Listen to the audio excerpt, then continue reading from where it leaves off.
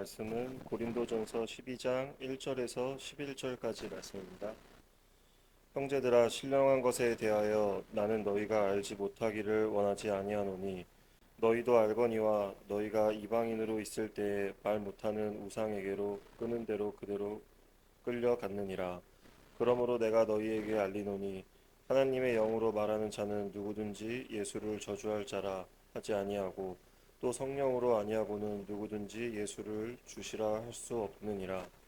은사는 여러 가지나 성령은 같고 직분은 여러 가지나 주는 같으며 또 사역은 여러 가지나 모든 것을 모든 사람 가운데서 이루시는 하나님은 같으니 각 사람에게 성령을 나타내심은 유익하게 하려 하심이라. 어떤 사람에게는 성령으로 말미암아 지혜의 말씀을, 어떤 사람에게는 같은 성령을 따라 지식의 말씀을, 다른 사람에게는 같은 성령으로 믿음을, 어떤 사람에게는 한 성령으로 병 고치는 은사를, 어떤 사람에게는 능력 행함을, 어떤 사람에게는 예언함을, 어떤 사람에게는 영들 분별함을, 다른 사람에게는 각종 방언 말함을, 어떤 사람에게는 방언들 통역함을 주시나니 이 모든 일은 같은 한 성령이 행하사 그의 뜻대로 각 사람에게 나누어 주시는 것이니라. 아멘. 오늘 성령의 은사 이런 제목으로 하나님 말씀 증거하겠습니다. 사진 몇 개 가져왔거든요. 보시면 그 웹툰 같이 이제 교회 공동체를 여러 은사로 섬겨야 된다 이제 그런 거고요. 어디 만화책 어느 웹툰 그 어떤 장면 가져왔습니다. 성령의 은사고요. 이거는 나무에 마치 열매로 이렇게 은사의 열매 있는 것처럼 서로 성령께서 주신 열매가 도움이 있어서 가져왔고요. 이거는 선물 개념. 성령의 선물, 은사, 은혜로 주어진 선물이잖아요. 영어 성경에는 spiritual gift, 선물 개념으로 은사가 주어졌다는 것. 그래서 이제 가져왔습니다. 지금 우리는 고린도전서 12장 하고 있습니다. 무질서, 예배의 무질서예요. 예배가 막 어지럽고 그래서 은사로 말미암아 예배가 무질서하고 혼란스러워서 사도 바울 선생님이 이제 말씀하게 됩니다. 우리가 12장 들어갔는데요. 12장부터 14장까지는 은사에 대해서 말씀하게 될 거예요. 특히 고린도 교회 당시 방언의 은사를 가진 사람들이 자기들만의 은사를 아주 자랑하고 우월감을 가지고 이렇게 여기고 다른 은사들은 무시하고 업신여기고 그래서 교회를 어지럽히고 있었다는 걸 알 수가 있습니다. 그래서 은사에 대해서 몇 가지 교훈과 권면과 지침을 하게 되는 거죠. 고린도전서 12장에서는 은사는 하나님께서 주시는 것이고 다양한 은사를 주심으로 교회를 유익하게 하려고 주신 것이다 이렇게 말씀하고요. 13장에는 은사를 사용하는 태도 무엇입니까? 사랑으로 행하라. 사랑으로. 14장에서는 예언과 방언 이런 은사를 사용할 때 질서 있게 덕을 세워야 된다. 이제 구체적인 실천적인 권면을 하게 될 겁니다. 오늘 성경 말씀은 이 성령의 은사에 대한 몇 가지 권면을 하게 되는데 몇 가지 교훈으로 은혜를 나누고자 합니다. 첫 번째는요. 은사보다 무엇을 더 소중하게 여겨야 돼요? 구원의 은혜를 더 소중하게 여기라는 것입니다. 이게 더 중요하다는 거예요. 1절부터 3절에서 교훈하는데요. 먼저 1절 보시면 1절만 같이 읽어볼까요? 형제들아, 신령한 것에 대하여 나는 너희가 알지 못하기를 원하지 아니하노니. 여기서 신령한 것은 공동 번역 보니까 성령께서 주시는 선물 이랬고요. 표준 세번역 보니까 신령한 은사, 영어 성경에는 spiritual gift, 신령한 선물, 영적인 선물 이렇게 번역할 수 있습니다. 성령의 은사, 흔히 성령의 은사 이렇게 보시면 되죠. 나는 너희가 알지 못하기를 원하지 아니하노니 지금 고린도 교회 교인들이 알고 있다는 거예요? 모르고 있다는 거예요? 모르고 있다는 거죠. 이게 알긴 아는데 성령의 은사가 무엇인지 알긴 아는데 그 주어진 목적 그걸 가지고 어떻게 해야 되는지 그거에 대해서는 잘 모르고 있다는 거죠. 그래서 2절, 3절에 이렇게 예수 믿기 전과 믿은 후 이제 그것을 대조하면서 말씀합니다. 2절, 3절 같이 읽어보겠습니다. 너희도 알거니와 너희가 이방인으로 있을 때에 말 못하는 우상에게로 끄는 대로 그대로 끌려갔느니라. 그러므로 내가 너희에게 알리노니 하나님의 영으로 말하는 자는 누구든지 예수를 저주할 자라 하지 아니하고 또 성령으로 아니하고는 누구든지 예수를 주시라 할 수 없느니라. 이라. 아멘. 자, 2절 보시면 신앙이 없을 때 어떤 자들이었다는 거예요? 우상 숭배자들이었다는 거죠. 그죠? 마치 노예가 주인이 이끄는 대로 끌려가는 것처럼 고삐 토막괴인 소나 나귀가 주인 끄는 대로 이제 끌려다니는 것처럼 그랬다는 거예요. 우상에 대해서 뭐라고 그러냐면 말 못하는 우상 그랬어요. 말 못하는 우상. 이거는 구약 성경에 자주 나오는 표현이거든요. 나무와 돌로 만들어서 보지도 못하고 듣지도 못하고 말도 못하는 우상에게 숭배하는, 책망하는 그런 성경 구절들이 많잖아요. 그러니까 우상은 말을 못하지만 사람들이 따라서 우상이 이런저런 말을 할 거야, 이런저런 것을 요구할 거야. 그래서 거기에 끌려다녔다는 거죠. 올해 한국에서 갤럽 여론조사, 통계조사 보니까 한국 사람들 중에 무종교인 비율이요 60% 넘는다 이런 발표를 했습니다. 한국 사람들 중에서 100명에게 설문조사했더니 60명 이상이 나는 종교가 없습니다. 여기에 체크를 하더라는 거예요. 한 3, 4년 전에 했을 때는 한 40%인가 그랬거든요. 이게 한국 안에서 무종교인 그 비율이요 굉장히 그 급속도로 증가하고 있습니다.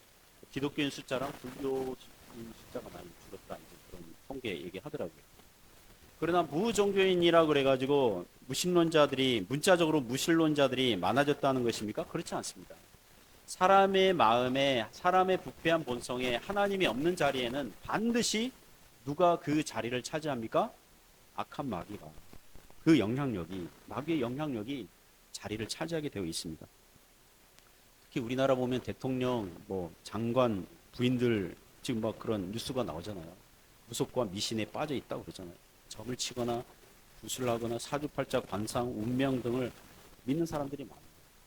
젊은 커플들 있지 않습니까? 남자 여자가 사귀면 방송에서 예능 프로 보면은 남자 여자 사귀면 반드시 필수적으로 거치는 코스가 어디예요? 어디 한번 가요?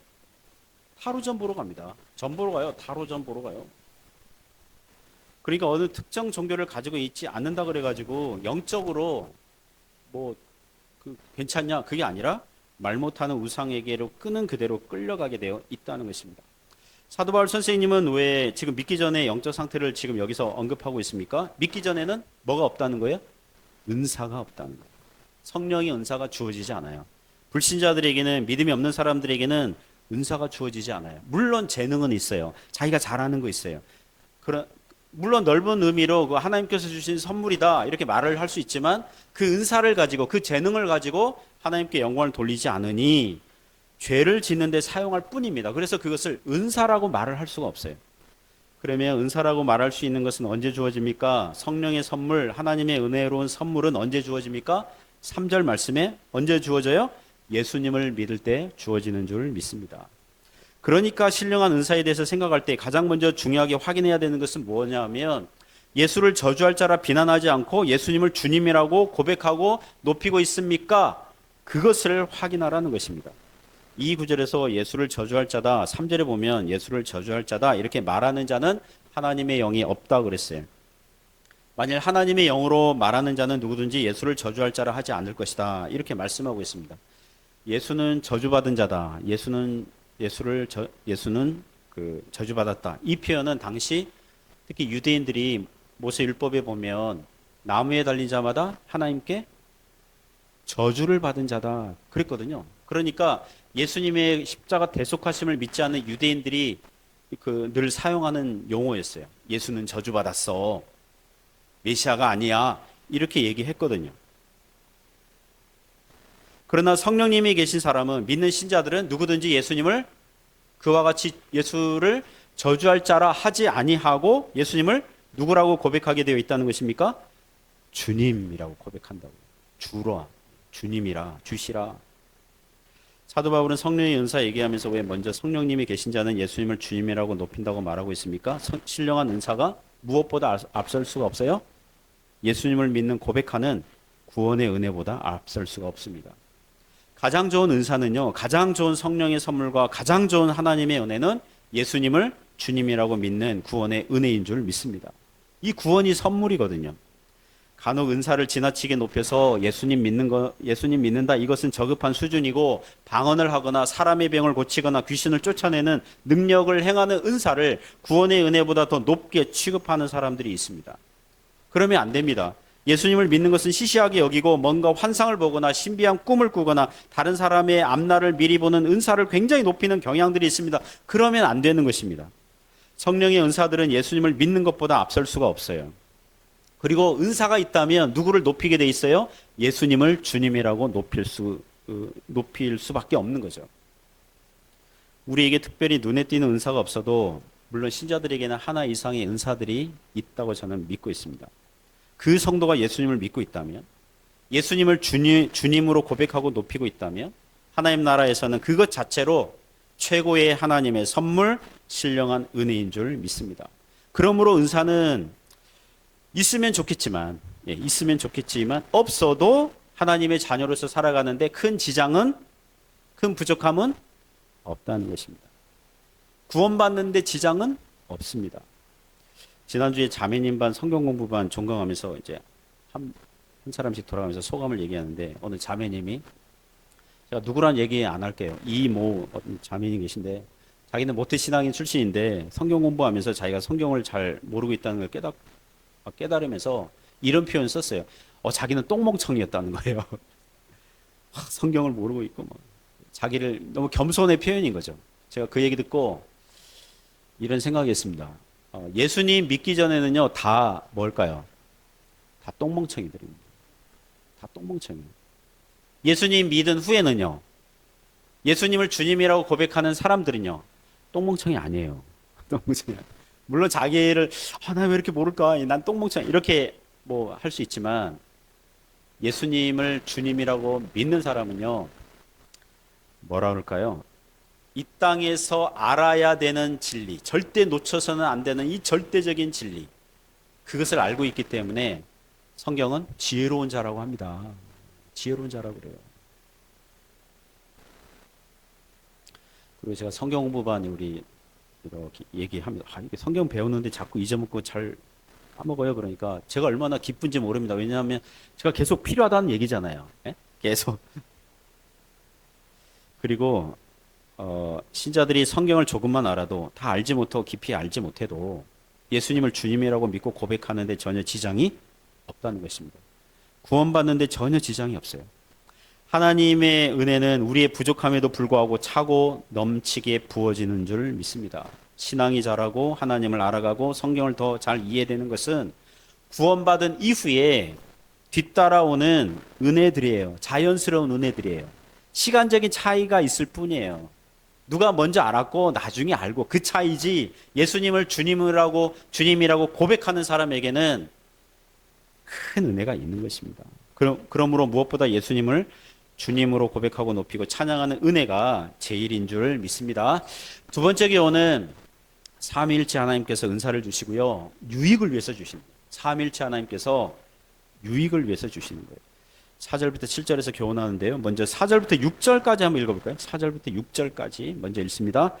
은사는 여러 가지나 성령은 같고 직분은 여러 가지나 주는 같으며 또 사역은 여러 가지나 모든 것을 모든 사람 가운데서 이루시는 하나님은 같으니. 자, 4절부터 6절 보시면 은사, 직분, 사역 이렇게 나오는데 같은 개념을 다양하게 표현하고 있는 것일 뿐입니다.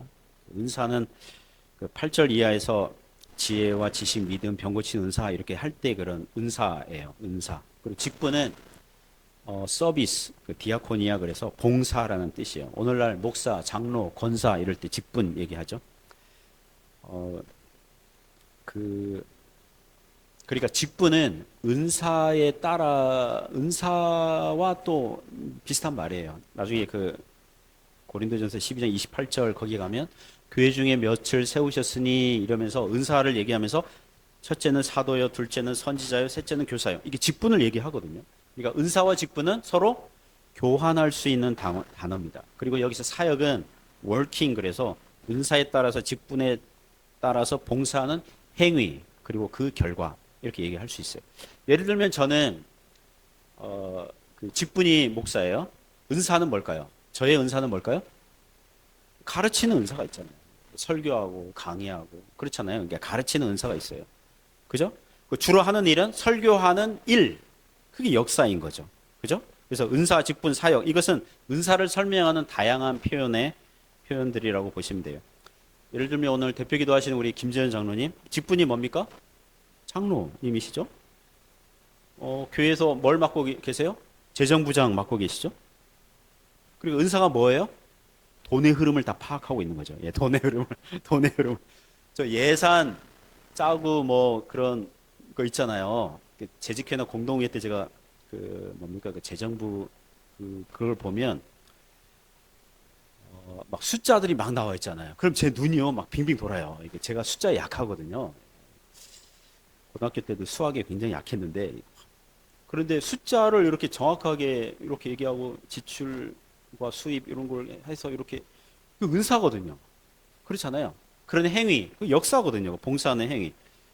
그런 거라고요. 성경이 말하고자 하는 의도가 뭐냐면 교인들이 각자 다양한 은사와 직분과 역사를 받았는데 주신 분이 누굽니까? 4절에 보시면 누가 주셨어요?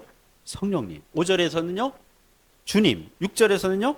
모든 것을 모든 사람 가운데서 이루시는 하나님은 같으니 삼위일체 하나님께서 주셨다는 거예요. 왜 이런 말씀하고 있습니까? 고린도 교회 교인들이 지금 뭐 하고 있어요? 자기의 은사를 뭐랄까요? 자기께 제일 최고인 줄 알고 우월감을 가지고 다른 은사를 무시하고 그러는 거죠. 마치 자기가 만들어낸 것처럼. 하나님이 주신 게 아니라 마치 자기 건 것처럼 자기가 만들어낸 것인 것처럼 그렇게 하고 있기 때문에 이런 말씀하고 있는 거죠.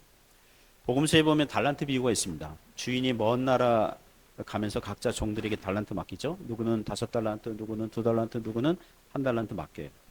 그 비유의 교훈의 목적이 뭐냐면 달란트로 장사하지 않고 땅속에 파묻어 두어놓고 게으름을 피웠던 그러면서 그것을 원금 손해보지 않으려고 땅속에 파묻어 둔 것입니다. 이렇게 한 그 종, 1달란트 맡은 그 종, 그 책망하는 거잖아요. 악하고 게으른 종아 그러면서.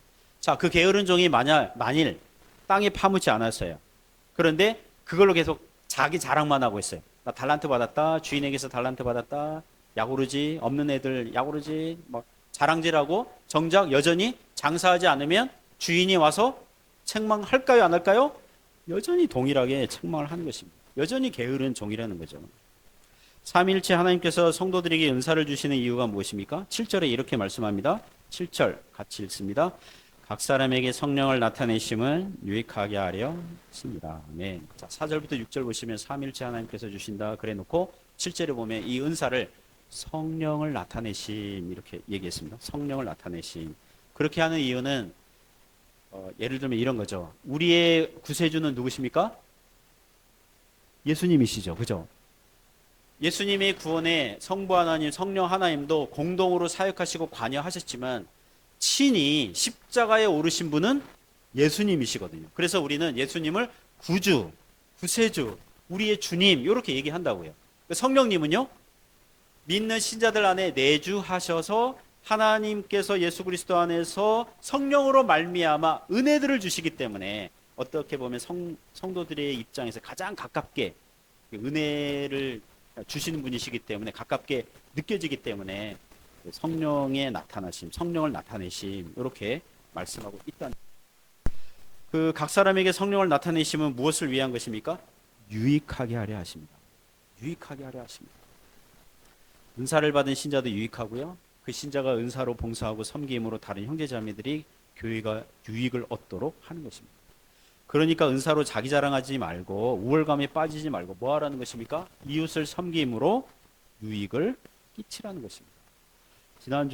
지난주 중에 한국에서 위챗 영상 통화가 왔습니다. 우리 교회에서 신앙생활을 하다가 한국 가서 신학교 졸업하고 목사가 되어서 지금 나주 혁신도시 거기서 개척교회 시작한 이제 박성신 목사님이 보통 그냥 뭡니까 통화하는데 영상 통화를 신청해 오더라고요. 영상 통화 그죠? 그렇잖아요. 그냥 통화로 이렇게 바꿀까 하다가 영상 통화 받았는데 이런 고민을 하더라고요. 지금 개척한 지 지금 2주, 3주 이렇게 지났잖아요. 지금 부목사만 하다가 개척교회 담임을 하니 결정해야 할 일들이 많아서 조언을 구한다는 거예요. 그래서 보니까 지금 요리 학원 빌려서 쓰고 있는데 뭐라 할까요? 이렇게 눈치 보여서 예배 장소를 구해야 될까요? 요새 임대료가요. 그쪽 도시 한 100만 원 된대요. 그러니까 공유 무슨 장소 하면 임대료가 한 매달 100만 원은 들어가야 되고 또 이웃교회에서는 우리 예배당 써라. 거기 교인이 한 사람이래요. 이웃교회. 그래서 오후에 써도 된다. 그래서 오후 3시부터 뭐 그런 얘기하고 그래서 예배당을 빌려야 될까요? 아니면 뭐 어떻게 해야 될까요? 뭐 이런 거. 또 교회 홈페이지에 목회 철학 써야 되는데 어떻게 써야 될까요? 새신자 교재에는 어떤 게 좋을까요? 뭐 이런 고민들 얘기하는 거예요. 제가 보니까 한국에서 목회하시는 목사님들이요.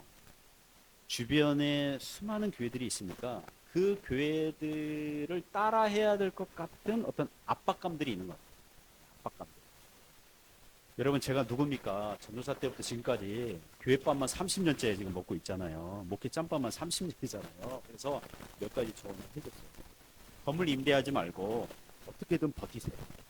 학원 원장님에게 잘 보여가지고 어떻게 그리고 사람에게 집중하고 말씀 연구에 집중하고 그리고 가장 좋은 새신자 교재는 성경입니다. 이러고 뭐 다른 뭐 프로그램 뭐 이렇게 따라하지 말고 그 목회 철학을 뭐 홈페이지에 어떻게 써야 될까요? 그걸 왜 씁니까 그거를 뭐 그 왜 씁니까? 굳이 쓸 필요 없다고. 개척교회 누가 그 목회 철학 보고 그 갑니까? 그렇잖아요. 그냥 건전한 교단 소속이고 그러면 오는 거잖아요. 개척교회가 어떻게 사람들이 와요? 입소문이잖아요. 왔더니 목사님 말씀 좋아요, 은혜로워요. 뭐 또 뭐라 그럴까요? 목사님이 교인들 사랑해요. 뭐 그런 입소문 가지고 오는 거지. 목회 철학이 아주 뛰어나서 그 누가 그렇게 옵니까? 그렇게 해서 말씀 연구에 더 집중하세요. 뭐 그런 뭐 조언을 막 해줬어요. 그러니까 박 목사님이 얼굴이 많이 펴졌어요. 이게 자유롭게 막 자유롭고. 그래서 제가 그랬습니다. 언제든지 고민이 있으면 연락하시기 바랍니다. 여러분 저 잘했죠? 그 후배 목사님 한 분에게 유익을 끼칠 수 있어서 감사하잖아요. 그렇잖아요. 만일 제가 알면서도 안 가르쳐 주지롱 뭐 이러고 그것도 모르는 바보 뭐 이렇게 그래서 나는 아는데 이렇게 내가 제일 잘 나가 이러면은 이건 문제가 있는 거잖아요. 그렇잖아요. 그동안의 은사, 직분, 역사들을 주신 하나님을 외면하는 거잖아요. 그러니까 어떻게든 이웃을 섬기고 유익을 끼친다면 그 하나님께서 은사 주신 목적대로 잘 행하는 것이죠. 하나님께서 우리를 구원하여 주신 것도 감사한데 우리로 하여금 이웃을, 형제자매를, 교회를 돕고 섬기고 유익하게 하는 사람들로 삼아 주신다면 그것은 감사할 것밖에 없습니다. 우리를 쓸모있게 하신다면 더욱 감사한 것 아니겠습니까? 제가 신학생 때 학교에서 채플 예배 시간 되면 그 대표 기도를 학생들이 돌아가면서 기도하거든요. 그러면 레파토리 항상 대부분의 그 신학생들이 기도하는 게 이런 거예요. 예수님 믿게 해주신 것도 감사한데 이렇게 주의 선지 동산에 와서 성경을 배우고 교회를 섬길 수 있게 하시니 감사합니다. 이런 그런 기도문 있었어요. 사실 이것은 모든 성도들에게 적용이 돼요. 우리를 구원하여 주신 은혜도 감사한데 부족한 우리로 교회를 섬기고 이웃을 섬기고 그렇게 유익을 줄 수 있게 하시니 더욱 감사합니다. 사랑하는 성도 여러분, 이런 태도가 은사를 주신 삼위일체 하나님께 영광을 돌리는 것인 줄 믿습니다. 그런 은혜가 있길 바랍니다. 세 번째 교훈은 다양한 은사로 조화를 이루라는 것입니다. 8절부터 11절에서 교훈합니다. 8절부터 보시면 사도 바울이 여러 은사들을 열거하거든요. 여기서 모든 은사들의 목록을 빠짐없이 말하고자 하는 의도는 없어요. 왜냐하면 나중에 12장 28절 가면은 또 새로운 은사들을 더 추가하거든요. 로마서 12장에도 은사들이 나오는데 여기랑 다른 은사들이 거기서 나와요.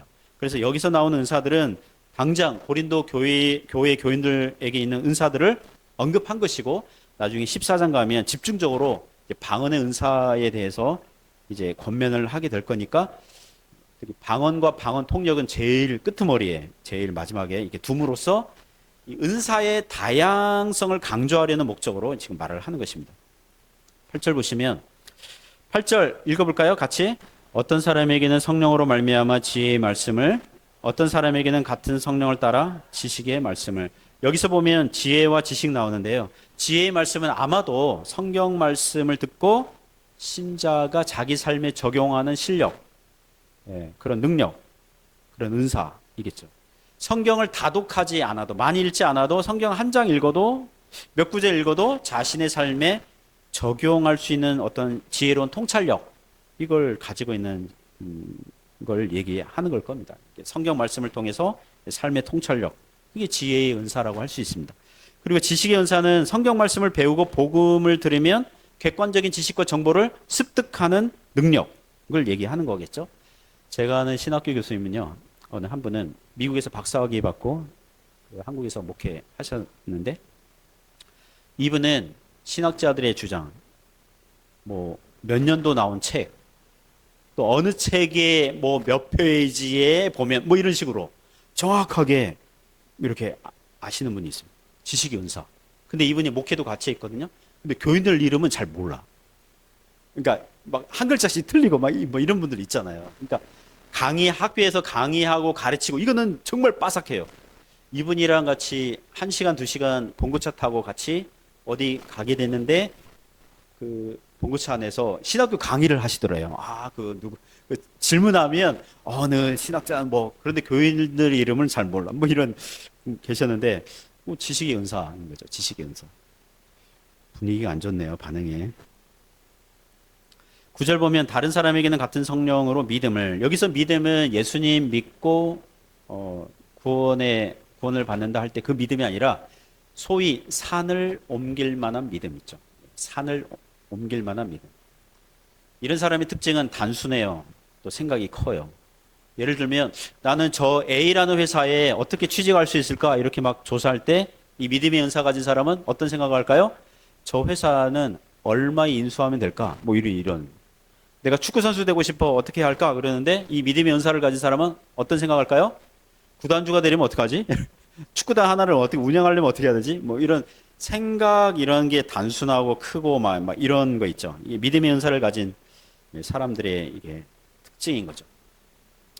제가 이 목회하면서 또 중국에 있는 한국 사람들이 많이 떠나잖아요. 한국이든 다른데 그 뭐랄까요? 비즈니스 때문에 여기가 점점 경제가 어려워지니까, 그러니까 교인들이 많이 줄어든단 말이에요. 그래서 저는 교인들이 줄어드니까 어떡하지?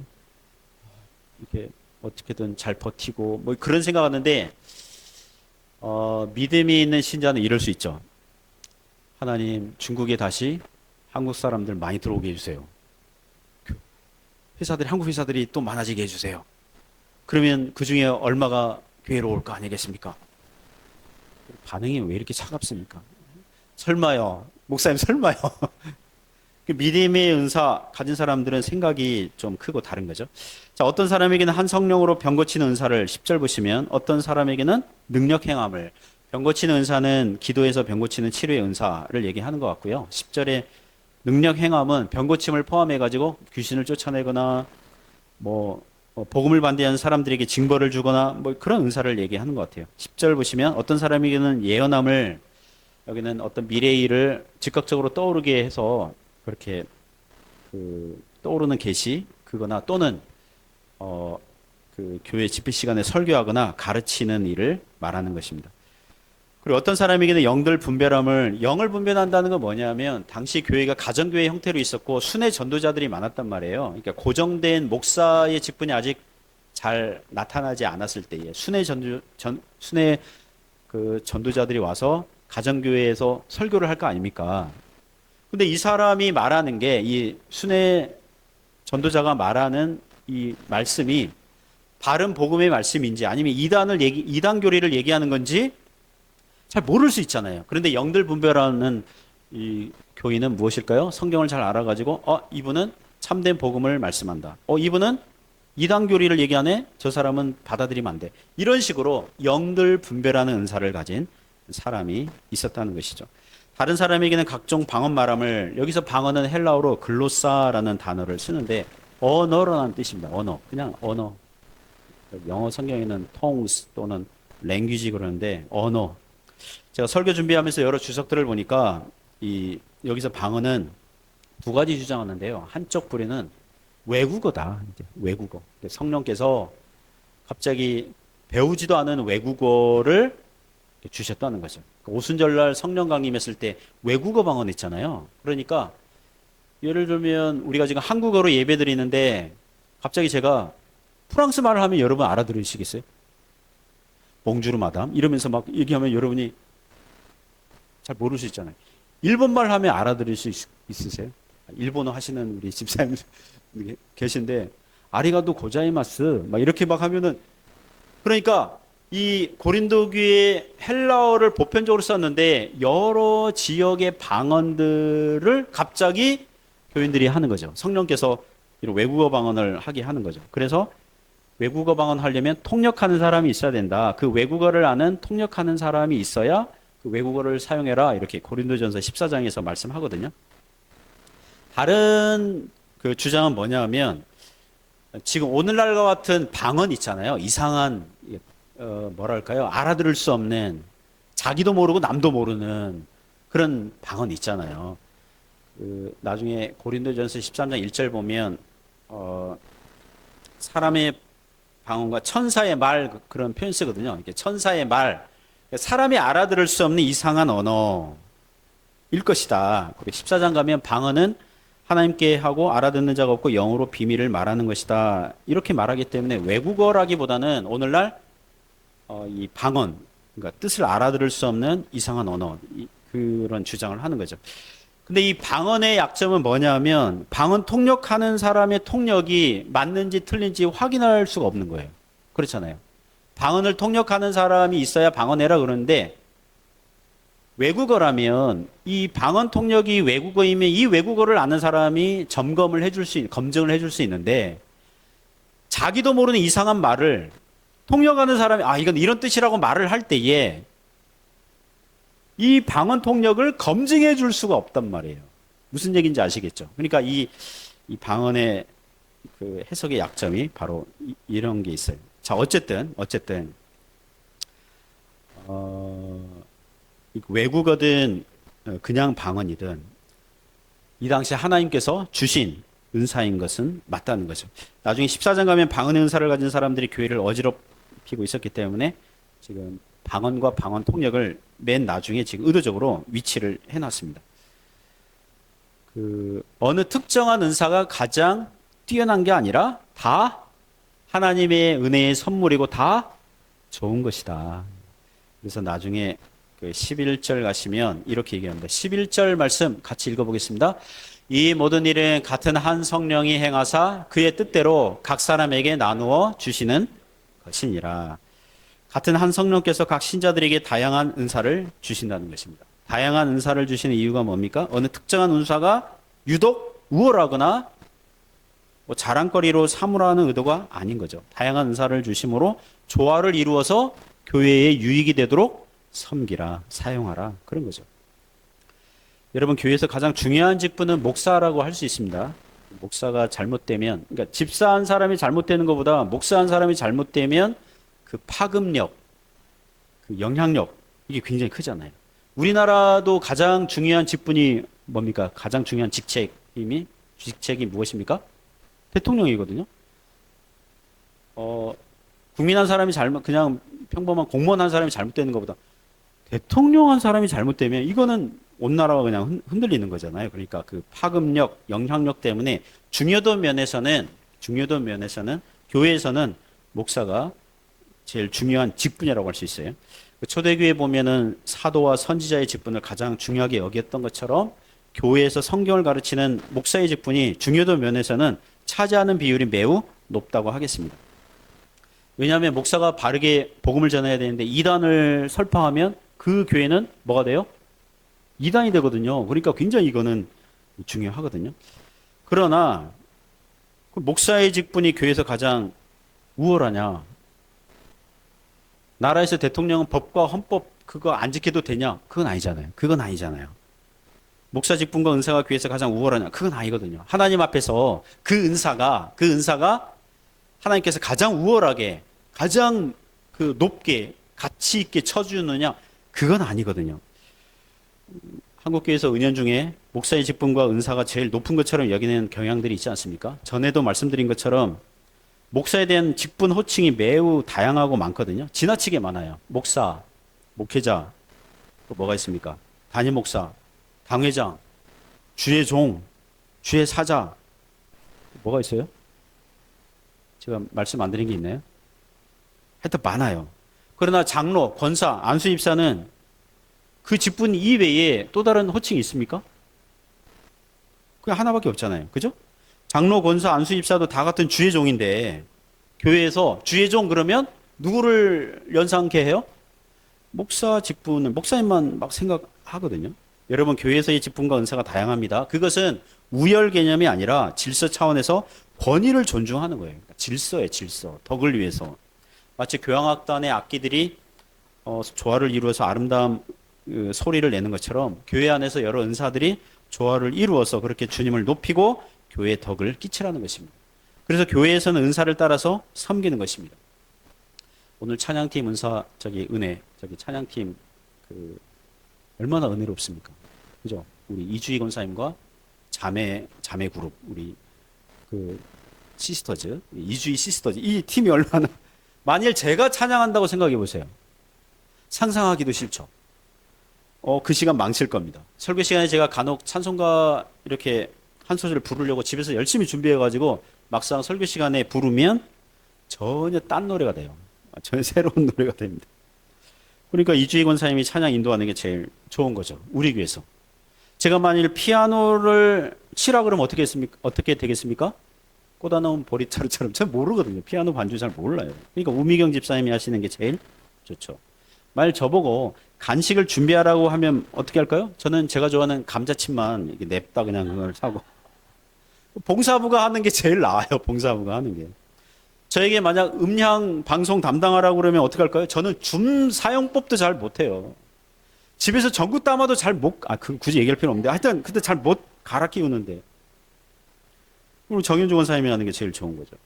저에게 목사님들, 선교사님들 어떤 그룹, 단체 회장하라고 그러면 저는 회장 체질이 아니거든요. 그러니까 스트레스 굉장히 많을 겁니다. 저는 혼자 있는 거 좋아하거든요. 혼자 있는 걸 좋아하거든요.